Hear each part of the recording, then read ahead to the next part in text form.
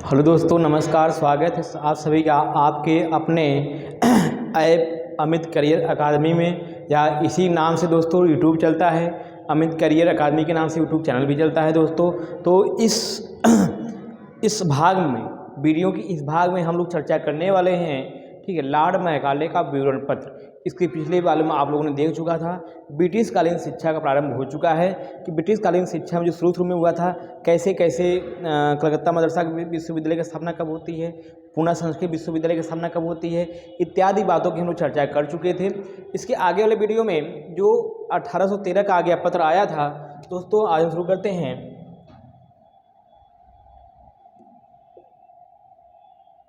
Lord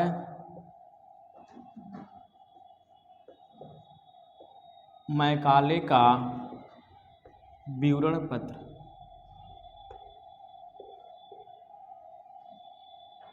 आज्ञा पत्र दोस्तों हम लोग लिखते हैं, आज्ञा पत्र, ठीक है। लॉर्ड मैकाले का आज्ञा पत्र दोस्तों, जब 1813 ईस्वी में आप लोगों ने देखा था, 1813 ईस्वी का आज्ञा पत्र आया था, उसमें क्या कहा गया था? उसमें ये कहा गया था, बोर्ड ऑफ कंट्रोल द्वारा, ब्रिटिश के संसद द्वारा कहा गया था कि भारतीय शिक्षा के वृद्धि और विकास प्रचार प्रसार के लिए प्रत्येक वर्ष 1 लाख रुपए की धनराशि सहायता दान के रूप में दी जाए। ठीक, इस धनराशि की वजह से क्या पाश्चात्य विवाद उत्पन्न हो गया था। कौन सा विवाद दोस्तों? प्रसिद्ध पाश्चात्य विवाद उत्पन्न हो गया था। इसमें यह कहा गया था कि जो 1 लाख रुपए आया है, यह किसके लिए आया है? भारतीय साहित्य के लिए आया है, संस्कृत के लिए आया है, या अरबी फारसी के लिए आया है, या जो विदेशों में पढ़ के, यूरोप से पढ़ के आए हैं उनके लिए आया है, इत्यादि बातों को लेकर विवाद हो गया था। तो इस विवाद को सुलझाने के लिए आता है लॉर्ड मैकाले का विवरण पत्र या आज्ञा पत्र। यह कब आता है? 2 फरवरी 1835 ईस्वी में आता है। 2 फरवरी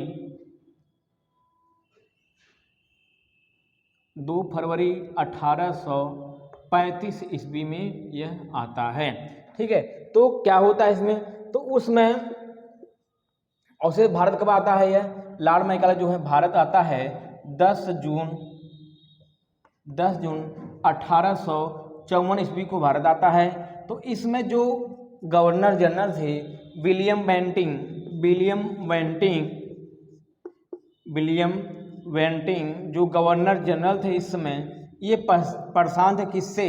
इस पाश्चात्य विवाद से परेशान थे, ठीक है। तो लॉर्ड मैकाले जो होता है 10 जून 1854 ईस्वी को इनका कानूनी सलाहकार बनकर आता है, कानूनी सलाहकार बनकर आता है, ठीक है। और यह कानून को अच्छी तरह जानता था।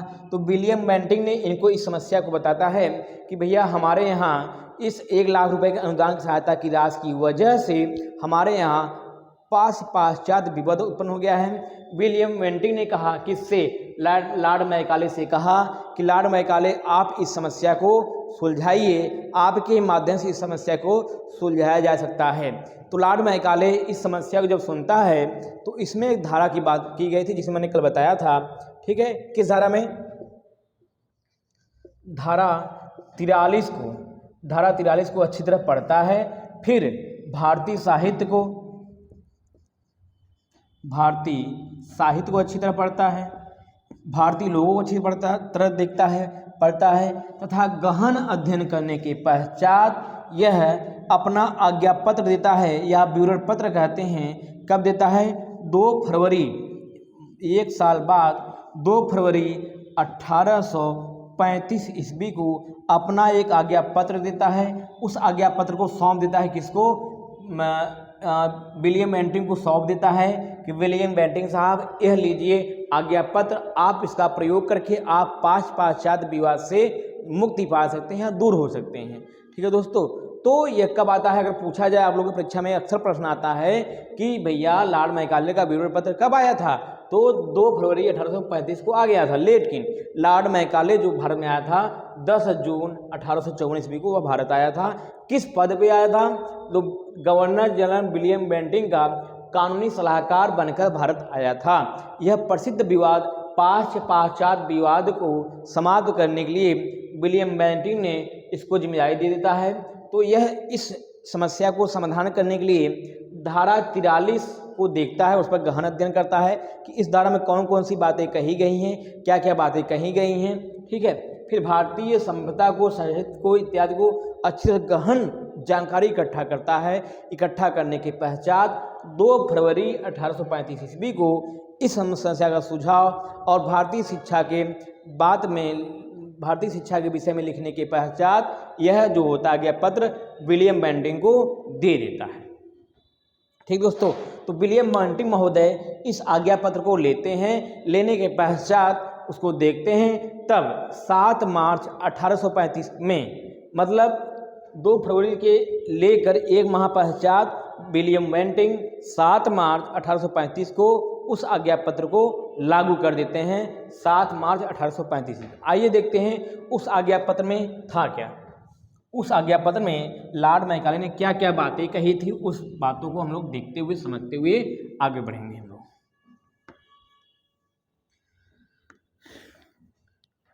ठीक, तो उस आज्ञा पत्र में पहला पॉइंट तो यही लिखा था कि यह जो 10 लाख रुपए की अनुदान राशि आ रही है, ये केवल भारतीय साहित्य के लिए नहीं है।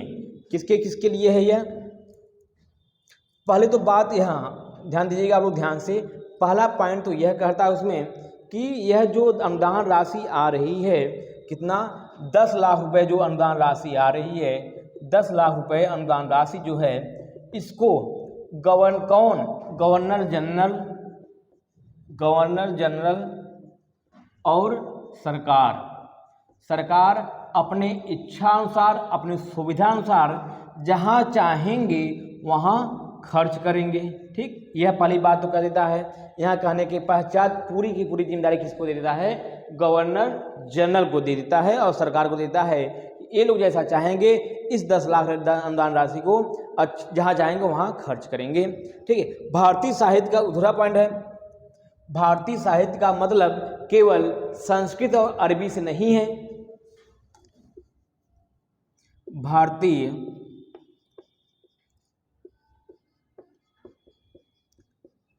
साहित्य का अर्थ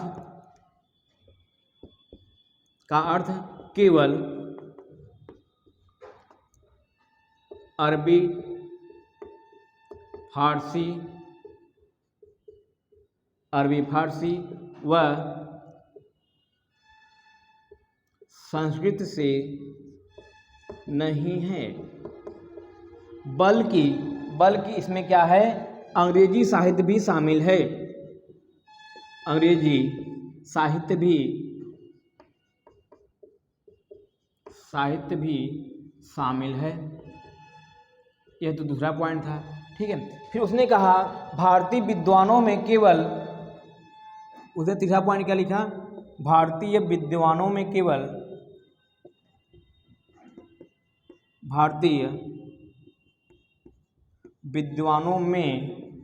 केवल मौलवी व पंडित ही नहीं आते, केवल मौलवी व पंडित ही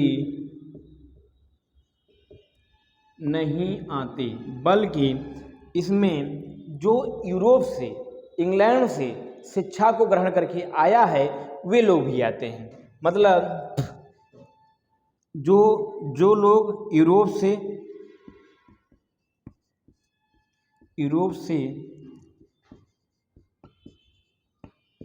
शिक्षा ग्रहण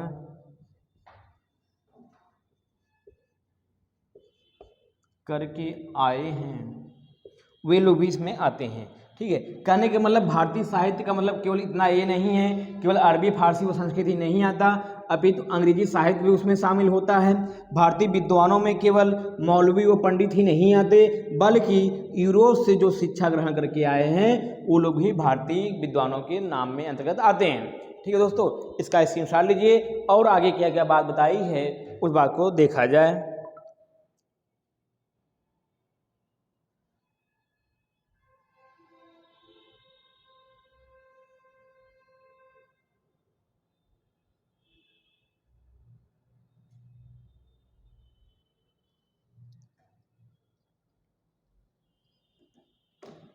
ठीक है। अब उसको सुझाव क्या क्या रहता है उस बात को देखते हैं। ये तो उसके विरोध पत्र में था। अब वह भारतीय शिक्षा के लिए सुझाव को देता है, सुझाव देता है, उसको देखा जाए सुझाव में क्या क्या कहता है। वह सुझाव, कुछ सुझाव देता है कि भारतीय व्यवस्था को और कैसे ठीक किया जा सकता है, उस विषय में सुझाव देता है। पहला तो यह कहता है कि भारतीय साहित्य या प्राच्य साहित्य व विज्ञान अप्रमाणित हैं, इसको बंद कर देना चाहिए। क्या? प्राच्य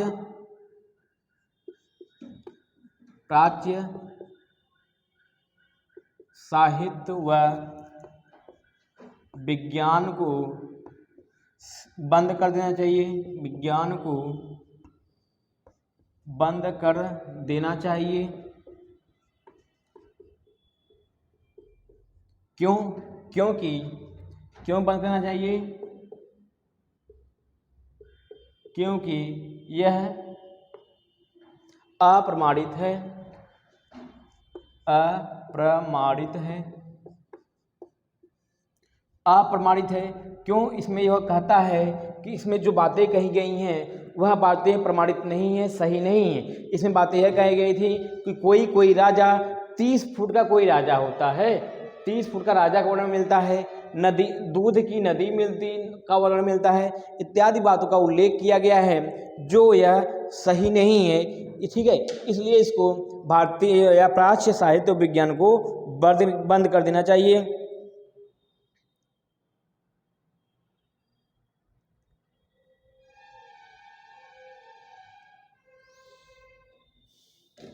ठीक है, अगला है पाश्चात्य साहित्य व विज्ञान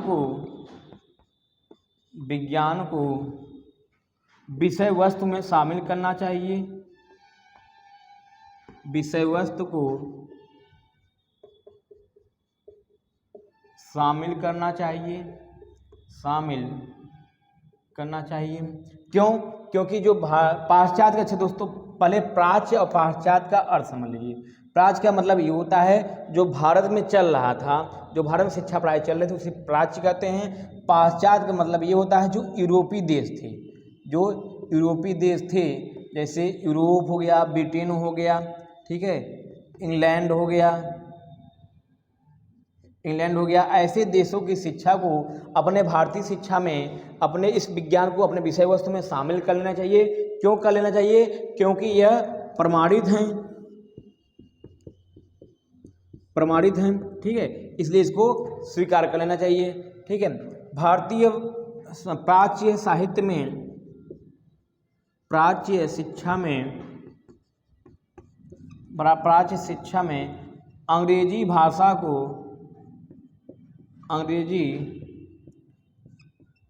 को शामिल करना चाहिए।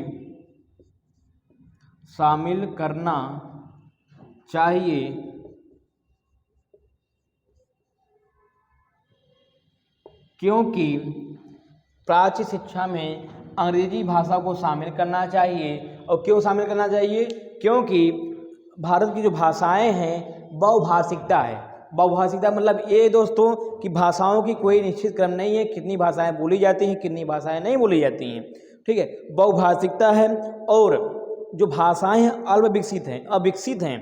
ठीक है, थोड़ा सा इंक भर लें, मार्कर में इंक समाप्त हो गया दोस्तों, फिर आगे हम लोग चला जाए।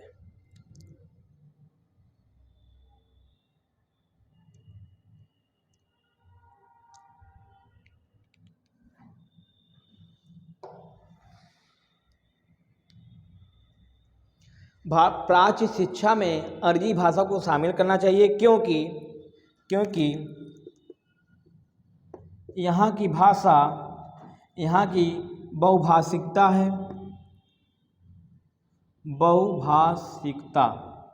बहुभाषिकता मतलब ये होता है बहुत सी भाषाएं हैं। अब ये नहीं समझ में आता किस भाषा में शिक्षा दीक्षा लिया जाए, इसका समझ में नहीं आता है, कंफर्म नहीं हो पाता है, इसलिए यह बहुभाषिकता है। वह भाषाएं अविकसित हैं,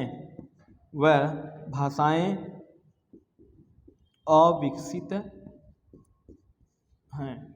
इसलिए ठीक है, प्राच्य शिक्षा में अंग्रेजी भाषा को शामिल करना चाहिए। इसके पश्चात और क्या क्या सुझाव थे दोस्तों, इसका स्क्रीनशॉट लीजिए, फिर हम लोग आगे बढ़ते हैं।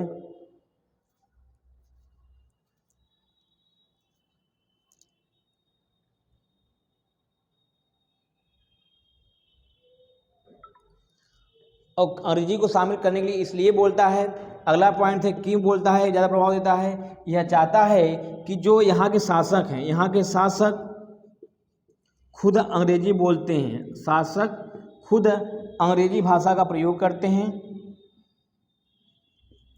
ठीक है, इसके अलावा यहाँ के जो शिक्षित लोग हैं, भारत के जो शिक्षित लोग हैं, वे खुद ही अंग्रेजी सीखना चाहते हैं, शिक्षित सीखना चाहते हैं, क्या अंग्रेजी सीखना चाहते हैं। इसलिए यह कहता है कि प्राच्य शिक्षा में अंग्रेजी शिक्षा को बढ़ावा देना चाहिए या मानना चाहिए।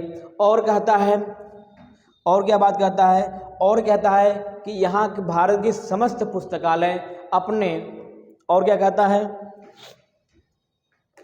यहाँ के शिक्षा व्यवस्था को मजाक बनाता है, मजाक उड़ाता है और कहता है कि प्राच्य शिक्षा की समस्त पुस्तकालय, प्राच्य शिक्षा की समस्त पुस्तकालय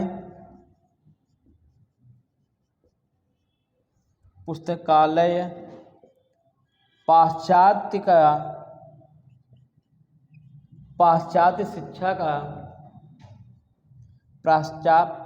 शिक्षा के एक पुस्तकालय के बराबर है, एक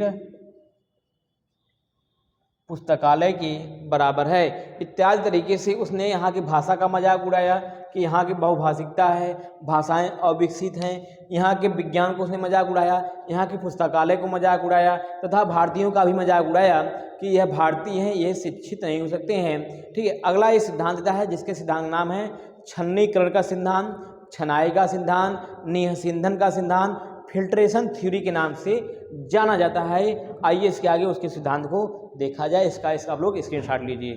ठीक दोस्तों,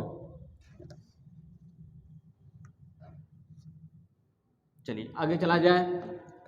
अब इसने एक वो दिया था, सिद्धांत दिया था, उस सिद्धांत को देख लिया जाए क्या बोलता है सिद्धांत में। वह मैकाले का सिद्धांत नाम क्या है, मैकाले का छन्नीकरण का सिद्धांत, छन्नीकरण का सिद्धांत, मैकाले का छन्नीकरण का सिद्धांत। इसके अलावा इसके कई नाम जाने जाते हैं, निःसंदन का सिद्धांत, निःसंदन का सिद्धांत। ठीक है, अंग्रेजी में क्या कहते हैं, फिल्ट्रेशन थ्योरी,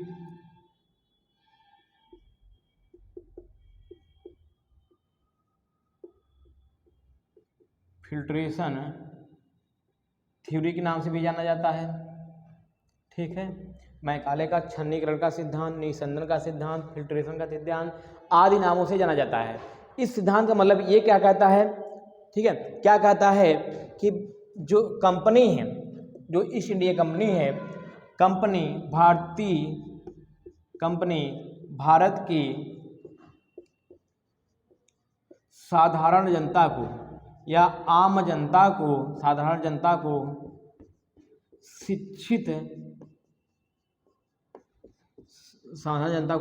शिक्षित करने की क्षमता, शिक्षित करने की योग्यता,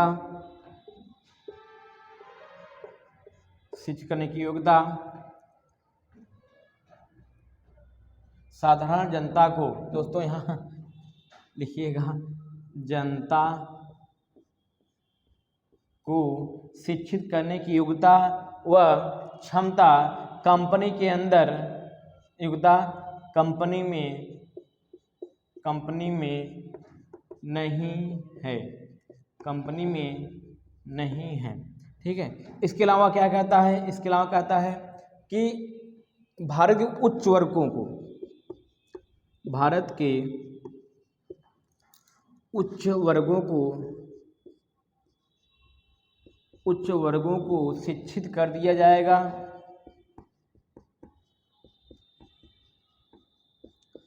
उच्च वर्गों को शिक्षित कर दिया जाएगा,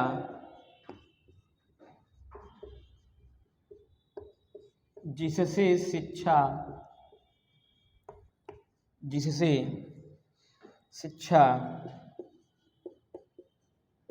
छनकर, जिससे शिक्षा जो है छनकर भारत की साधारण जनता के तक पहुंचेगी। भारत की आम जनता या साधारण जनता तक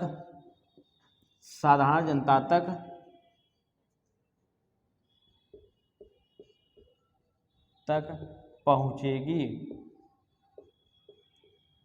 ठीक है, तो दोस्तों आप आराम से आप चाहे तो नोट्स भी बना सकते हैं। ठीक है, निस्संदन छन्नीकरण व फिल्ट्रेशन थ्योरी क्या है दोस्तों?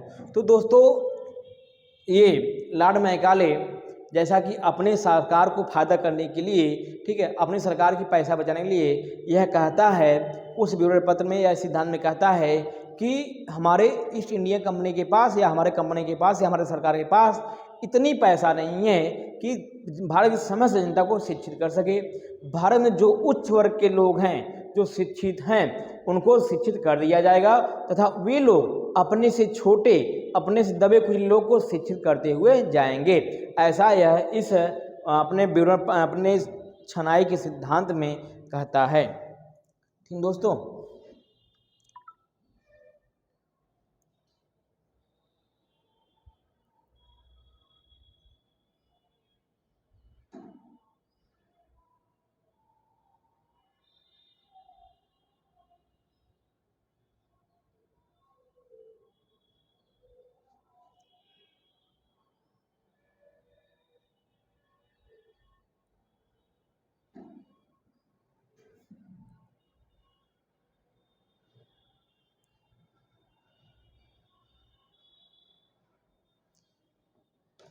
ठीक है दोस्तों, तो ये सब देखने के पश्चात, ठीक है, तो जो विलियम बेंटिंक थे वे 7 मार्च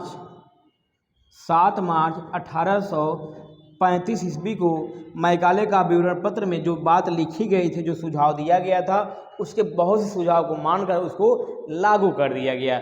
लेकिन क्या आप सोचिए, क्या यहाँ पे यह प्राच्य और पाश्चात्य विवाद समाप्त हो गया था? जी नहीं, यहाँ पर भी प्राच्य और पाश्चात्य विवाद समाप्त नहीं हुआ।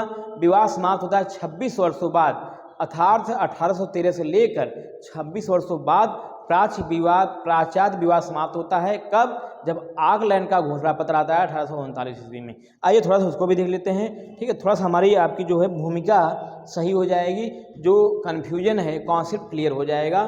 ठीक है, आइए इसका स्क्रीनशॉट लीजिए, आगे चला जाए हम लोग। ठीक,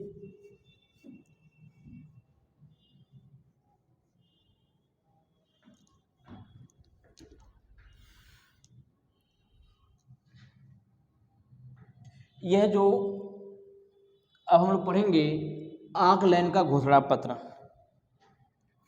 आकलैंड का घोषणा पत्र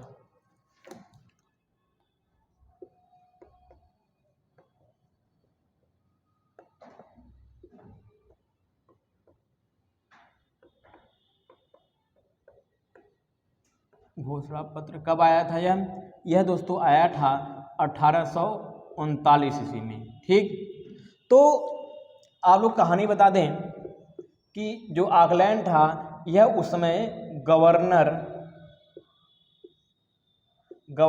जनरल कौन था? आकलैंड था। ठीक है, तो जब वह 1835 ईस्वी में लागू हो गया मैकाले का विवरण पत्र, तो उसके 1-2 से माह पश्चात ही विलियम बेंटिंक चला जाता है। उसके स्थान पे 1839 ईस्वी में कौन आता है? आकलैंड आता है और अपना एक घोषणा पत्र देता है। यहाँ पे जाके वाद विवाद जो होता है, पाश्चात्य विवाद समाप्त होता है। इसमें यह कहता क्या है? इसमें जो कहता है कि जो सहायता राशि, जो 10 लाख रुपए अनुदान राशि आई है, उसमें 31,000 रुपये, कितना? 31,000 रुपये, 31,000 रुपये जो है किसको दे दिया जाए? भारतीय साहित्य को दे दिया जाए। भारतीय विद्वानों व भारतीय साहित्य के लिए दे दिया जाए। भारतीय साहित्य व विद्वान को दे दिया जाए, तब जाके यह विवाद समाप्त होता है। कब समाप्त होता है? जब आकलैंड का आकलैंड का घोषणा पत्र आता है 1839 में। उसमें जो अनुदान राशि आती है उसमें से केवल 31,000 रुपये भारतीय साहित्य और भारतीय विद्वानों को देने की बात की गई है, तब जाके यह विवाद समाप्त होता है। फिर से हम लोग एक भूमिका बनाने के लिए फिर से हम लोग शुरू से शुरू करते हैं और अपना कॉन्सेप्ट क्लियर करते हैं। ठीक है, तो दोस्तों जैसा कि मैंने शुरू से कल मैंने बताया था आप लोग को, ब्रिटिश शिक्षा कब शुरू होती है? जब यहाँ पे डच लोग आते हैं, पुर्तगाली लोग आते हैं, ब्रिटिश शासन लोग आते हैं, यहाँ व्यवसाय करने के उद्देश्य से आते हैं। ये लोग माना जाता है लगभग 15वीं शताब्दी से भारत आना शुरू कर देते हैं, व्यवसाय करने से उद्देश्य से आते हैं। लेकिन धीरे धीरे यहाँ पे वह शासन करने लगते हैं। तो चार्ल्स ग्रांट नाम का जो ईस्ट इंडिया कंपनी का जनरल सेक्रेटरी था, वह आधुनिक शिक्षा का जनक माना जाता है। ठीक है, उसके पश्चात फिर कलकत्ता मदरसा की स्थापना होती है, बनारस संस्कृत विश्वविद्यालय की स्थापना होती है, फोर्ट विलियम कॉलेज कलकत्ता की स्थापना होती है, पूना संस्कृत विश्वविद्यालय की स्थापना होती है। ठीक है, उसके पश्चात फिर आता है 1813 ईस्वी में आज्ञा पत्र। ठीक है, उस आज्ञा पत्र में यह कहा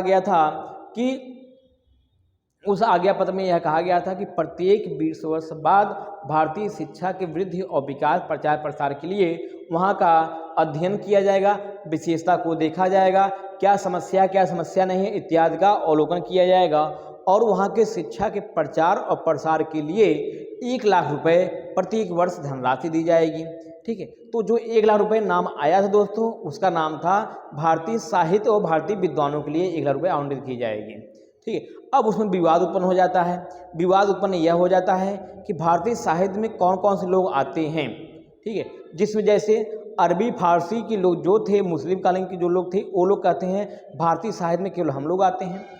ठीक, उसके पश्चात जो संस्कृत थे, जो पंडित लोग थे, ये लोग कहते हैं भारतीय साहित्य में हम लोग आते हैं।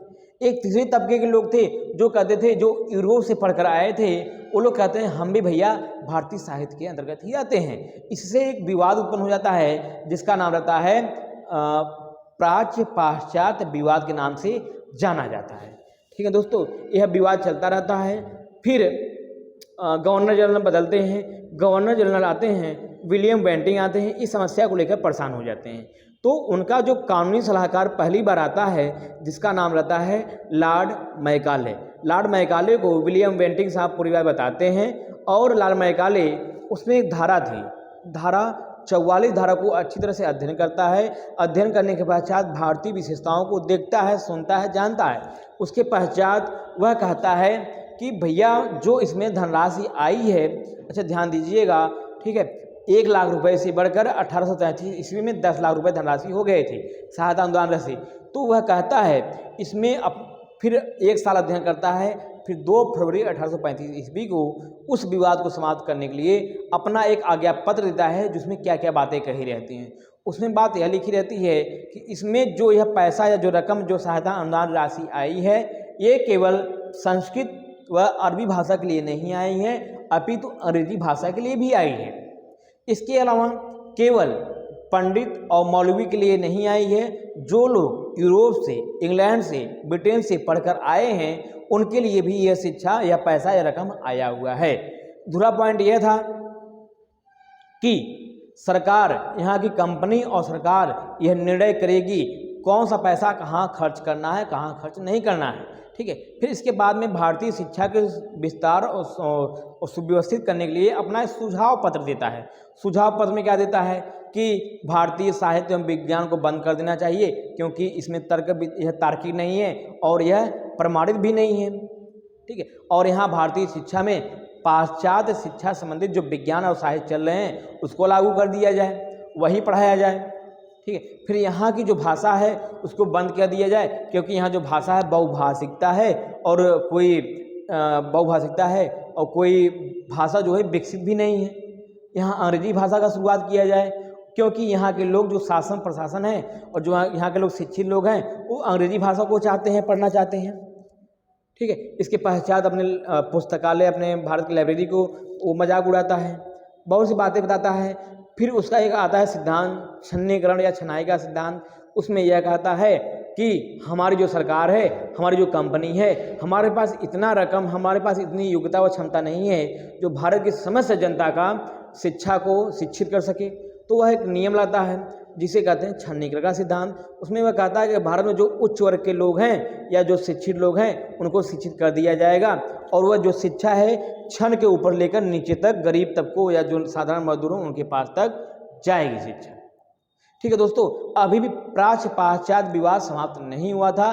प्राच्य पाश्चात्य विवाद समाप्त तब होता है जब 1839 ईस्वी में आकलैंड का घोषणा पत्र आता है और उसमें यह कहा जाता है कि इसमें से 31,000 रुपये